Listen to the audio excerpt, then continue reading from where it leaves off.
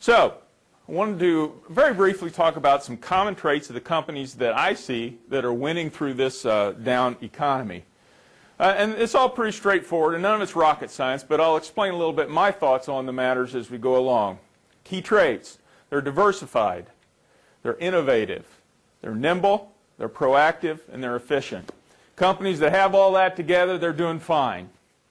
Companies that don't, they're the ones that are struggling. I'd like to go a little more detail as to what that means. First of all, diversified. Companies that are doing well, many of them are diversified. They have a portfolio of clients, a portfolio of customers, a portfolio of markets. You wouldn't take all your money and put it in one stock. Why would you take all your business and put it in one industry, or worse, one company, and depend on that company? Because we all know that sectors were hit differently during this downturn. In the case of medical, it's done pretty well, but boy, if your business was 95% automotive, you're in trouble today.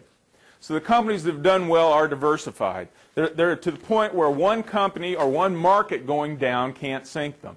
That's really where you want your company to be.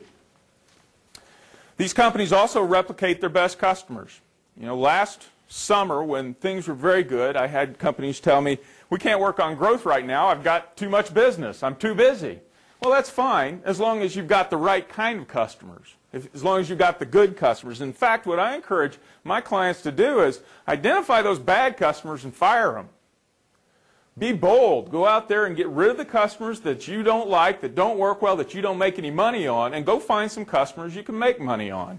That helps in a downturn because profits are a good thing when the economy's tight. Innovation. Innovation is important. In fact, from my standpoint, I'm going to be so bold as to say that innovation is the best strategy for profitable growth. Companies that are innovative, have products that are unique, are the companies that they still had people buying from them during the downturn.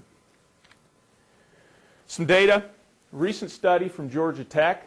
They interviewed 700 some odd companies and asked them to identify, self-identify what their growth strategy was, and they also reported their profit margin. Now you see over here, low cost is not the way to go in terms of profit. You're competing on price. The only way you can compete better or compete in a tougher market is to cut your price. That's not the way to grow your profits. Middle strategy, quick delivery, voice of customer, high quality. Those are okay. But clearly from this study, you see that innovation is the key to higher profits. The companies that are surviving, that are making good money, are the companies that are innovating. Study from Harvard Business School found that 370% greater chance of success for ideas that they're taking to the market that are very or extremely unique. You want to succeed in the marketplace with a new growth project, with a new product or a new service, better be unique.